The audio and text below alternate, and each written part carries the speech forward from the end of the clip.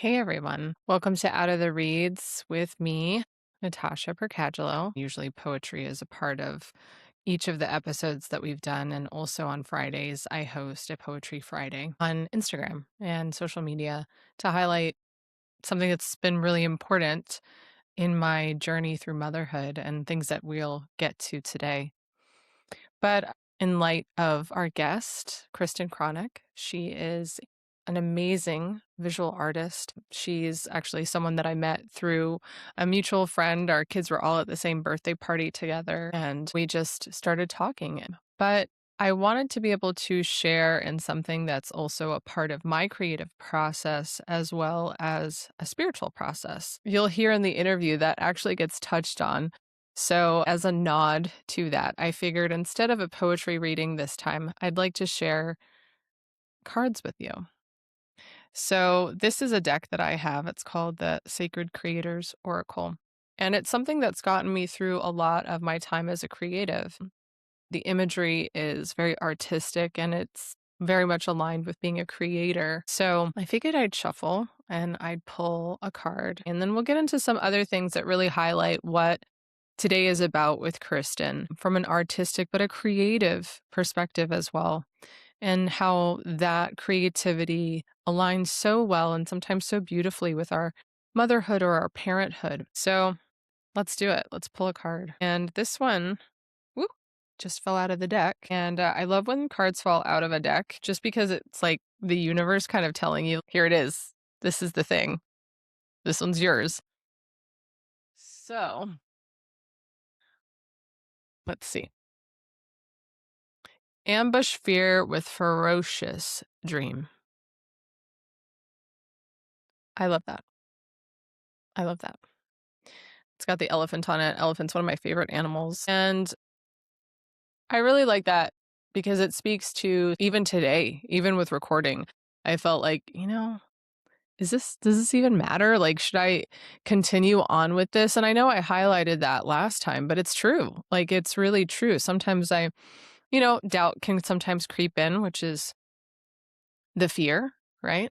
But I really do believe in this podcast, and I believe in the highlighting of things that don't honestly get talked about, or now in this day and age everything is like trivialized or a joke or just a soundbite. But I really do feel this stuff is important and these are real stories.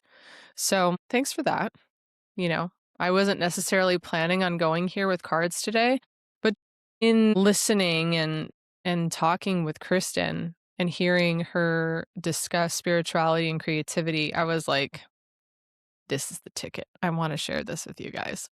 So thanks for sitting through that with me. And I know sometimes people have feelings about cards and whatnot, but I really just feel like they're so fun and they're full of play. And, whatever is coming through here is really just a representation and a reflection of ourselves. So, if you're working with light, that's what you'll see. And if you're not, then that's what you'll see. So anyway, that's how I process all of that. And again, just more me authentically showing up as me, the things I actually do in my life that really do structure and bring ritual to my life. So thanks for sharing that with me. But today, I also really wanted to highlight choosing creativity and the feelings of guilt as mothers that we sometimes face when that is something that we choose. So I know for myself, there was often maybe questions in the ether or in the background or what have you of, is this even relevant? Do you really need this? Like, why is this a thing that you should be pursuing? Does this actually bring you money? Is this worthwhile work? Is this taking away from your time as being a mom? And I feel like what I ended up combating those kinds of thoughts with was that if my cup is full, and creativity is something I hold really dear to myself, not only with writing, but, I used to do visual arts when I was younger in high school and in college, and I still craft and, I'll knit. And so creativity is something that's very a part of the fabric of who I am. And I always felt like, again, if you can fill that cup, whatever that looks like. Specifically, right now, we're speaking about creativity and how that really does restore the soul. If you can figure out whatever that looks like, though, for you, if that brings you this joy, if that's filling you up to where you have more of a reservoir to give from, that's worth so much. It's worth all the salt because then you have more to extend, more to give, more of a place to pull from as opposed to, trying to get water from a dry well. There's so much to be said for when you're able to show up better as a mom, better as a wife, better as a husband, a partner, a friend, whatever. And you start to feel hopefully less guilt. I know I did. I started to feel less guilty about taking time for myself because I know I needed it. I felt less guilty about, okay, mom has her mom time, and kids, like, I need this space right now. That didn't feel selfish to me anymore. That felt restorative. That felt like you're going to benefit my kids if I have this time.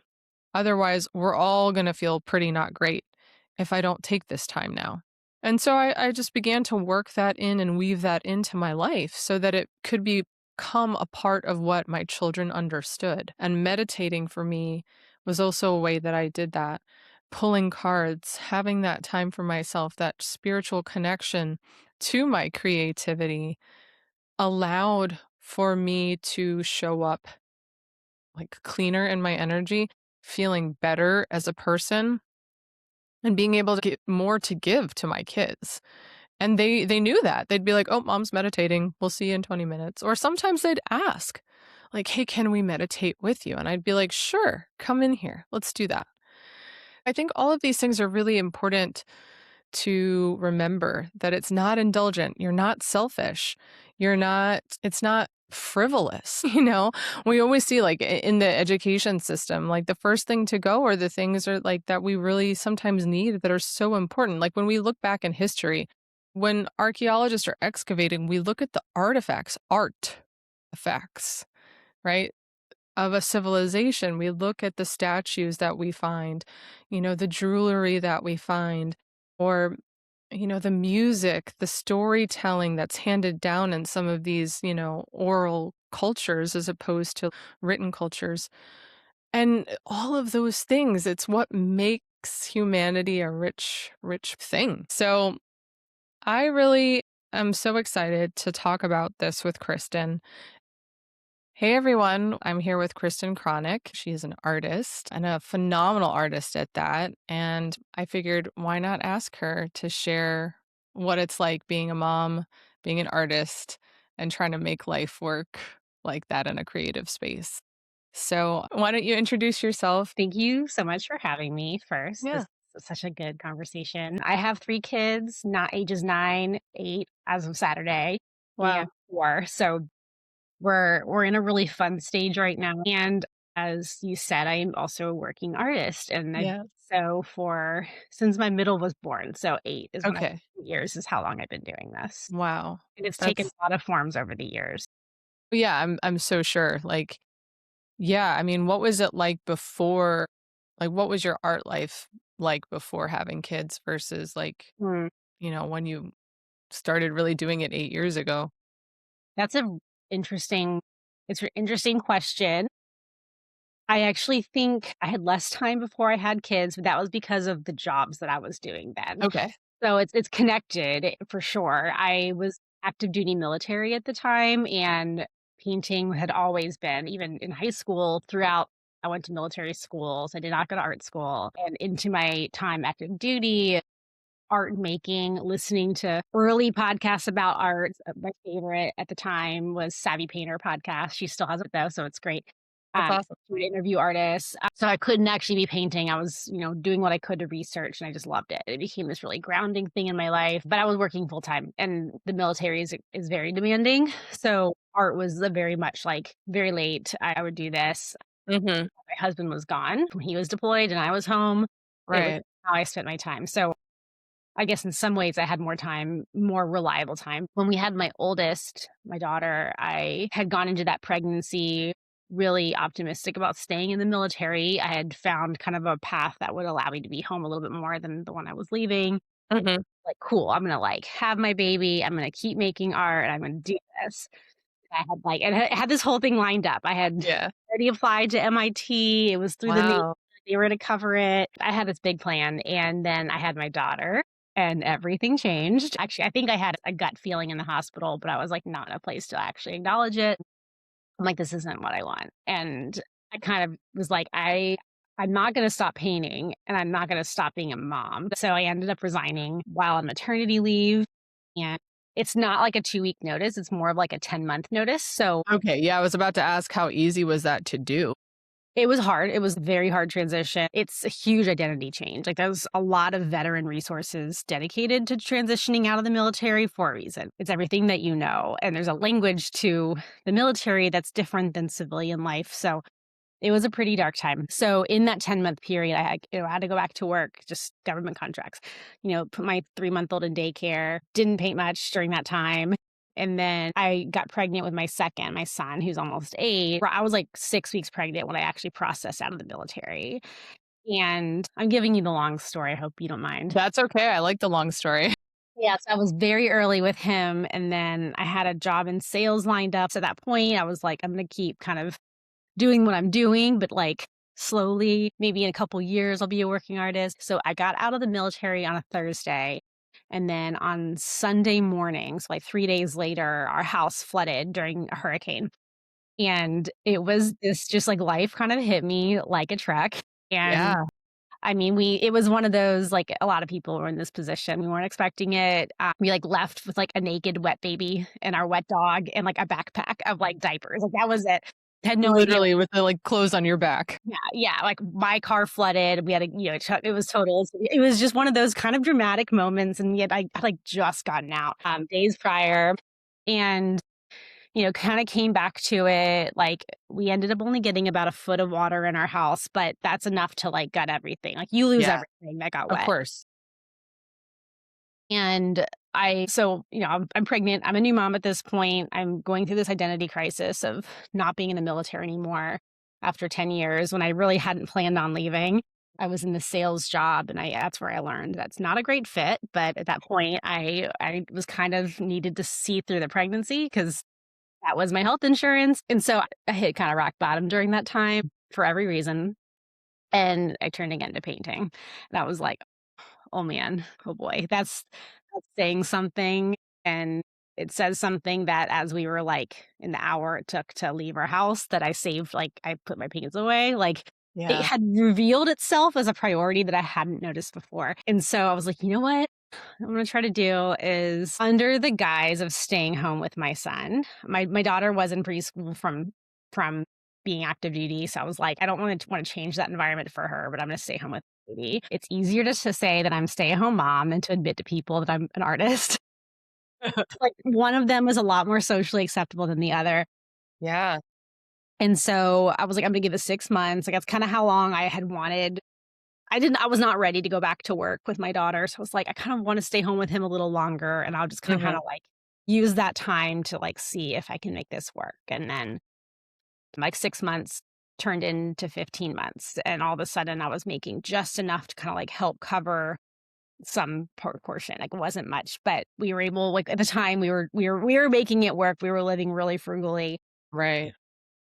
and so, for a period there I had both kids in full-time daycare, which was such a privilege, and again, it was like, we were not saving any money then, we were kinda coming it was a stressful time, but it was enough to kind of get by, and I kind of used those early years of them to dive deep into, like, really what I had wanted to do and these ideas that I had had for a long time, and so I know that's probably the opposite of what a lot of moms do because they wanna, like, stay home with toddlers. That's a rough age group to It is.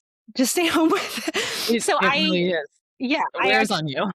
it does, and so I was, like, in a perfect scenario, I'm using these early years to kind of, like, set a foundation for myself, and then by the time they're in elementary school, I can kind of back off and hopefully feel more stable. And it's that's where I'm at now. Like, my oldest are in 2nd and 3rd grade, and I now get to, like, be home, like, I work from my studio at home, and my kids walk home from school, so now it's like I actually have less time to create now than I did when they were little, Right. but they're able to take care of themselves more and their bikes are in my studio, like, themselves, so I feel really lucky now at the stage that I'm at, but to answer the question in a long way, becoming a mother was the impetus for me becoming a working artist, and so they kind of happened at the same time. Yeah, I think that's so interesting because I feel like, at least for me on my journey and what I've, interviewed with some of the other women and things like that that I've been talking to, it's just like motherhood seems to be the catalyst for getting some things that you needed to get Yeah. to where you need to be. It's like that's the jumping point Yeah, somehow. I noticed that I was like, I need art in my life, like, and Mhm. it made it very obvious to me, and I was kind of this point, I'm like, if I don't absolutely love whatever this thing is that's taking me away from my family, I kinda had no tolerance for it, like, Right. in my 20s before I had kids, it was fine, and then all of a sudden, as I became a mom and I became, like, ferociously protective of my time and energy, they don't deserve my leftovers, Yeah, and obviously, life is not that clean. They still sure. get my leftovers plenty of days, but ultimately, if the work that I'm doing isn't fueling me, then this isn't gonna work. My kids 100%. deserve better than that. Yeah. And they deserve better and we deserve better, Absolutely. like, because I find so many times it's like you're just like at the bottom of the barrel anyway. And if you're at least feeling like what I'm doing down there or what I'm doing is filling my cup, then I have so much more to give, Yes, yes. So yeah, that's awesome. Yeah. In terms of like your artwork, obviously it's beautiful. I don't know if, if you haven't anyone who's listening, if you haven't looked up Kristen's work, you should because it's amazing and it's gorgeous. And is that something that you had? I mean, most of your work that I've seen has to do with nature and landscapes and forestry.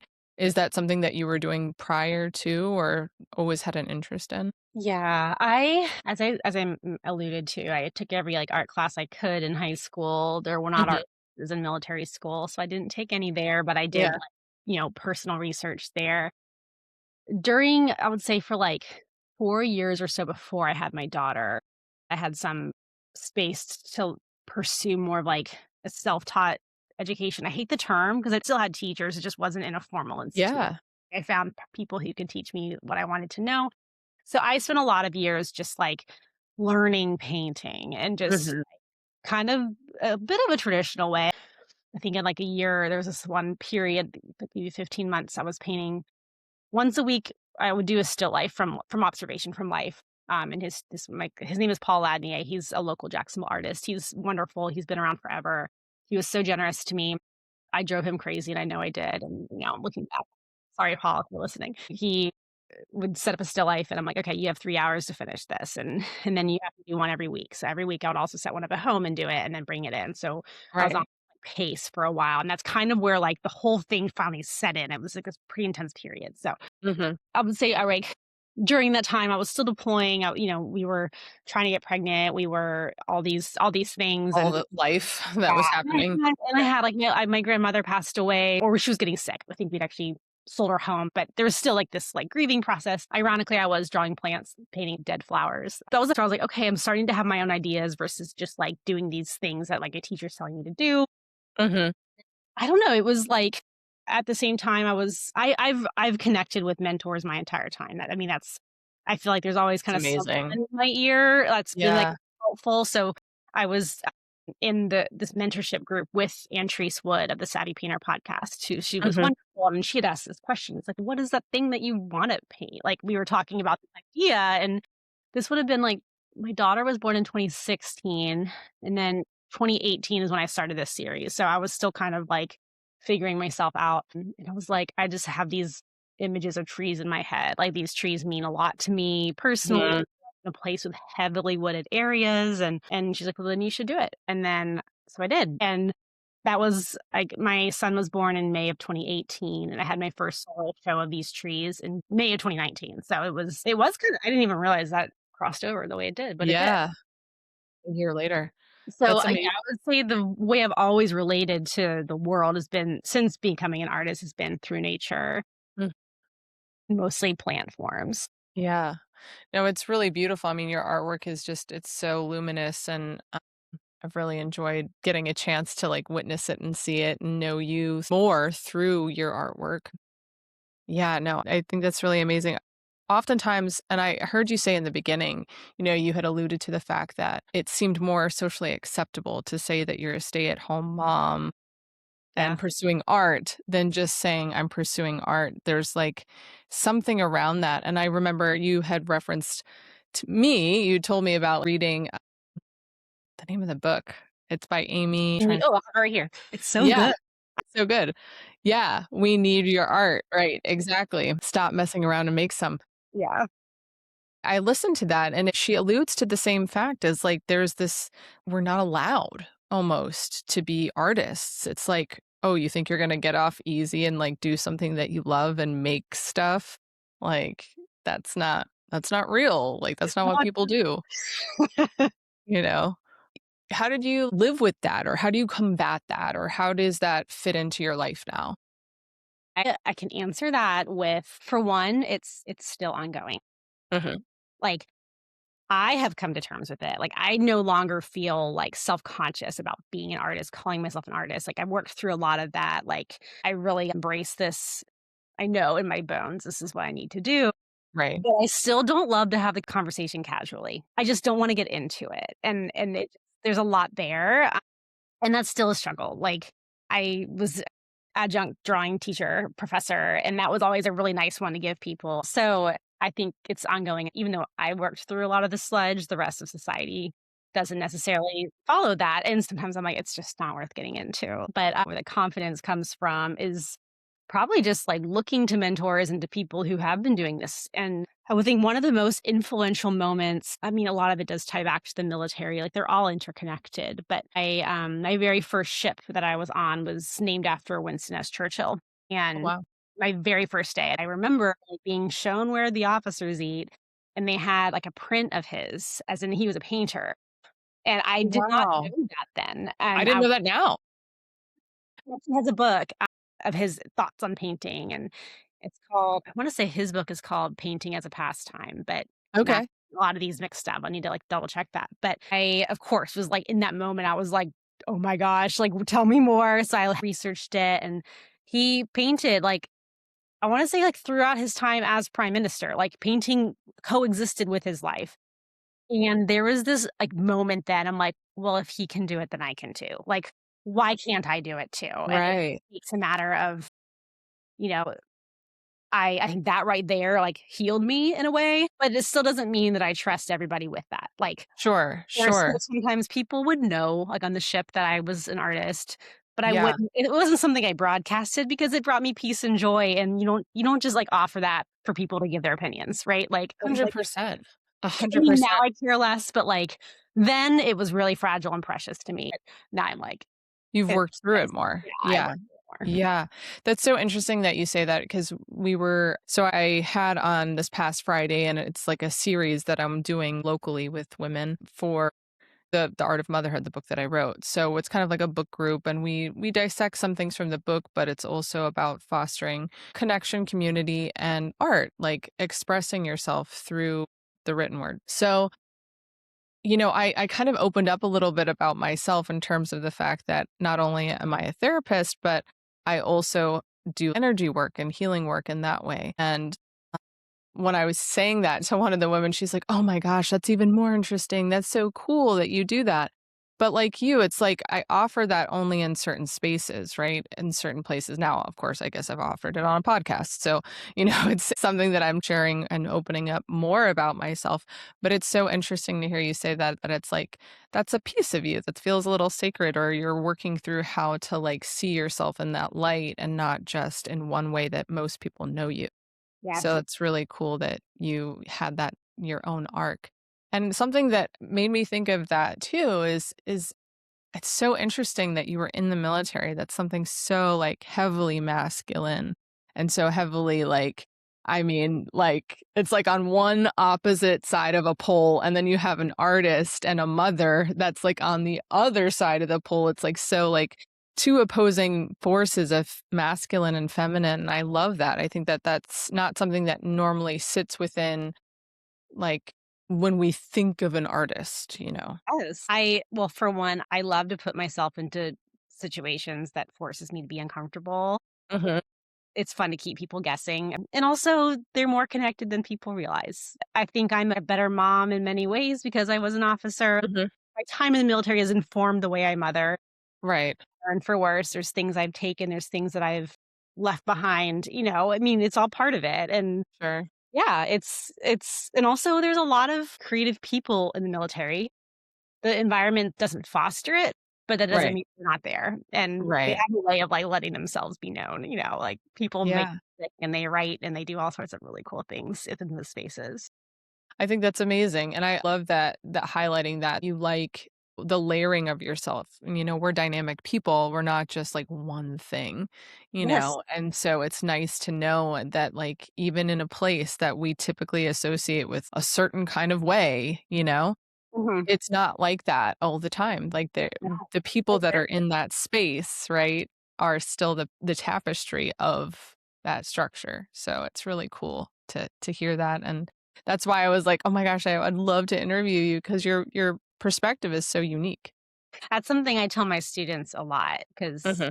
my undergrad's in engineering and I went to military school and I served in the military and now I'm an art professor and a lot of them see that as a step down. I'm like, I don't see it that way. I see it as like a coming home to what I truly love and like feeling really Yeah. confident in that. But it's also fun to be like, you can be a lot of things in your life. And especially like that's a hard age, like 18 to Yeah. 23, 24. I'm like, I mean, in some ways, you're in this shelter of school, but also you have so many unknowns ahead of you. And it is nice to be like late 30s now and be like, listen, like you can change your mind. You can never touch it's okay. Like all Yes. these things add up to the end. I'm like, if I'm just here to tell you that. Also, I'm here to challenge your, preconceived notions about who engineers are, who artists are, who military people are, who parents are, right? It's like Yeah. it's we see these dynamic and complex people beneath all of these labels and that's what keeps things interesting. Yeah, I totally agree, and I think that you being able to have had a portion of your time where you were also, like, adjuncting, and being a professor and getting a chance to work with that age range where things are very, like, "We don't know." It's an age of transition and just a time in flux that you were able to bring some perspective like that because I think that's so valuable. To be able to share your experience and not having it just have looked like this linear trajectory. Yeah. That's really cool. Yeah. So now that you're on this side of things, like your kids, like you said, are getting older and, you mentioned taking a break, from maybe adjuncting for a little bit. What do you feel like is your next phase or what are you looking to for yourself? I know like the $1,000,000 question, right?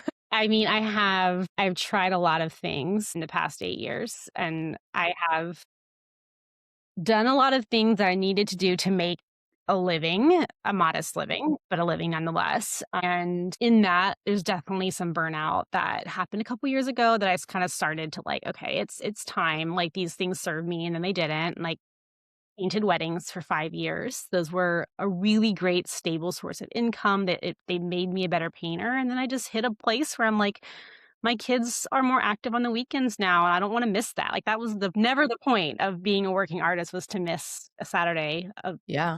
games, you know? So, yeah, in that space of burnout, this was 2024, I was like, I've had this idea for these really big paintings for years. Since I did my first solo show, I'm like, "I really wanna act on this, but I need to step away from some things that I've been doing in order to do this." And then just I got some luck. My husband got a raise. That really helped, like, full transparency there. It kind of took some pressure off me. I ended up winning a grant through the city that was Mhm. for, like, artists, and it was enough for basically to me to say no to weddings for, 6 or 8 months and go from there. Right. And so I was, like, kinda with those 2 things, I was like, "Okay, I have the headspace." I kept teaching to at least, like, act on this and just kinda start to be do a lot of journaling. I do a lot of that. Like, what is it? Because it's very easy to, like, be a squirrel about all my fun ideas, but then those ideas take up time and energy and They do. resources, so it's like, sometimes it's like, "Okay, I've learned how to maybe just catch it in a sketchbook in 10 minutes. This is like completely carry out a series. Like sometimes it's not the right Right. time for that series to happen. Like give it a Yeah. minute. It'll be there in 2 years. Right. And so I just had a solo show of those giant trees, and that's where you came, which was so fun. Thank you. Yeah. And so Yeah. from here, I'm not sure. In the past, I've had my work go certain places, and these feel different to me. They're all back here. If you're on, Yeah. so I really would like to enter, be more part of the contemporary art discourse. I'm doing a lot of applying to shows with them, Mhm. and just I'm putting myself out there a lot. I'm getting a lot of no's, pretty much all no's. That's just par for the course. That's not always a bad thing. Even if it's a no, you still had curators look at your work. My dream would be to continue these more exhibition type places where there's an experience around art. And so at the moment, I'm giving myself like 6 to 12 months to see what I can do.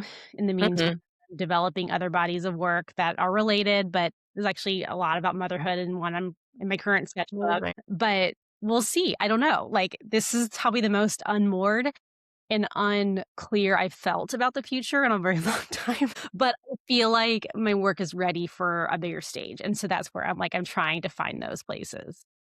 Well, that's awesome. I mean, I totally hear that and see that for your work and for you. I mean, it sounds like you've done a lot of refinement and the trials that you even alluded to that weren't necessarily to do with your art, but obviously to do with your life. I feel like those kinds of trials that we go through refine us in a way that we don't even necessarily know about at the time, Yeah, but then it's like as you're doing these things, it's like you're pulling from a place that you've already been sharpened from, yeah, and so I think that that's amazing to see that, in the face of the unknown, as like with the life of art can come rejection like you mentioned, or what are things going to look like financially, or but like just even hearing your own journey, it's like, okay, I can see how you've been given something, some space, some grit to make it to the next stepping stone. So I think that's really amazing. thank you. Yeah, that's really awesome. So, one thing that I'm curious about too is what does, because we talked about motherhood, we talked about life, and your art, but specifically with your art, like what does it give you that like nothing else in your life can? I think in a way that nothing else has. I don't know if Yeah. "can" is the right word for me Yeah, because that's a good point. things, but Yeah. it I mean, I think going back to that deep pit that I was in after getting out of the military, and painting was the only thing in that time that could get me just to feel centered. Like, Mhm. I The mean, my grounding. this was before I had, like, understood anxiety medication. Like, I absolutely should have been medicated then, I am now. It's Mhm. great, it gave me a lot of freedom, but then I wasn't there, and so, given all of that change and uncertainty, the fact that painting was, like, to paint was then to eat. Like, I couldn't, like, Yeah. eat well until after I painted. Like, Yeah. it just calmed my nervous system, and that's still where it is. Like, it's such a source of centering and meditation for me. Mhm. Maybe even prayer, I don't know, like, that's a different conversation. When I'm painting a form, I'm at a point now with skill where I don't have to, like, think too much. It feels kind of like I'm fluent, so it really is fun because my subconscious is working, not my conscious. Yeah. So it's like there's something just really sensual about paint and color and, like, finding these moments and then so centering it. There's a very much like a presence with living my life as a human and as a mother. I mean, motherhood is so much a part of my life No, they are. to where if there is a piece that is, like, calling me, I usually use the process of making it is to uncover why it called me to begin with. So usually there's some truth in that where it's like, like, I needed this to, like, mother myself here, or Yeah. the place for me to just sit with a question. Like, lots of times there's these kind of, I don't know, existential questions that I just want to sit with it. I think this painting is that was what I was thinking about the entire time while painting it. And so it does feel kind of like meditation in a spiritual Yeah. practice in a way. 100%. That's exactly what it strikes me as, is very spiritual, very ritualistic and intentional. And I think so much what I love about art and creativity is that it gets us back to something that I think we've just been missing, something such a human quality with so much technology nowadays as we sit here with all the tech that I'm in front of. But, like it just brings us back to like, I don't know, something sacred, you Mm, know? So I yeah, think that I love hearing you talk about that. It really resonates in a way that also sounds very tangible and, yeah, like, not so far removed from, because I feel like sometimes I've talked to people and they're like, "Oh, I have, like, no creativity. I have no creative bone in my body. I'm not that's not me," or this or that, and I'm just like, I feel like you could lean in any capacity. It doesn't have to look like someone who's trained as an artist or who's gone to school for that. It could look like, I don't know, ship is doodling, you know, or yeah, whatever. yeah. That's creation. So I love hearing you say that in a very accessible way. It sounds accessible to me. Yeah. I mean, for me, the tactility is a huge part of it. Like, I need like 10% digital in my life, but I'm like ultimately like the way a pencil feels on paper, I'm holding it, Mhm. is like very just like that calms me down. And that's taken me some time to realize. I'm like, okay, this is gonna be heavy on the digital side. Like I need to treat it as a different part of my work, not the part that Right. up. Yeah. But that's not the case for everybody. I do think younger generations have grown up more Sure. with it in a way that maybe we were later, so our brains were probably Right. to be more analog Different. in a way, even though I still can see a difference even in my kids, like, when they've spent time on screens versus when they've used their hands and their bodies to do something. Mhm. Making up games, like, Yeah. creative leadership, my husband, like, that's, like eh, he is, like, like, I've never seen someone just, like, kinda gravitate towards being in like, a leader in many ways, and Yeah. we'll talk about just, like, personnel challenges and, like, to hear him just kinda, like, pull his like, he's really interested in it. It's just, like, it's cool, like, that's creativity too. It doesn't have to Yeah. be something that's 2D art or 3 Exactly. yeah. Yeah. Exactly. In closing, is there anything that you would like to leave someone who is a mom who's thinking of a creative life or something with her own art or, you know, a dad's own art or anybody's own art that you would encourage them or something that maybe would resonate? I think creativity, it's a force that grows when it feels safe and seen. I almost see it as, like, a separate entity, like a spiritual Mhm. in a way. I get a little bit woo-woo about it, but I don't know, I think it's true. So, I think so it doesn't have to become a job. Like, it does Yeah. when it becomes a job, I would actually kind of maybe don't rush into that. But it's like, I think when you allow it to be safe, it starts to then proliferate, and that could look really small at first, and I know when we're tired and our physical needs aren't met, that's hard, right? Like, sometimes it is just, like, rearranging a bookshelf, but, like, just being enjoying that process, I think is valid. I feel like it's trite, but I actually really do believe it, like, the idea that you have needs to be made. Whatever capacity it can be. I mean, we're not Yeah. all gonna be New York Times bestselling authors. Right. You don't have control over that outcome most of the time. Those are beyond our control, but what like, these things need to be made, and I think that they should be, and we have more ways than ever now to make them happen, and, even if it's a small audience, it's still an audience. It's still, like it still needs to live. Ideas and creative actually, I do think this is true, like, creative ideas, creativity, it's fragile, it wants to leave. I think whenever it's not fed, it kind of metastasizes. I think it Yeah. actually turns into some negative forces too. It turns like I know in me, I'm like, if I don't paint for a while or like even spend some time with my ideas, it kind of feels like a little black hole. And it's like sucking the life out of me. And I'm like this idea wants to live I and have to it's tap back into this. it's Yeah. demanding it right now. Okay, fine. I'm here.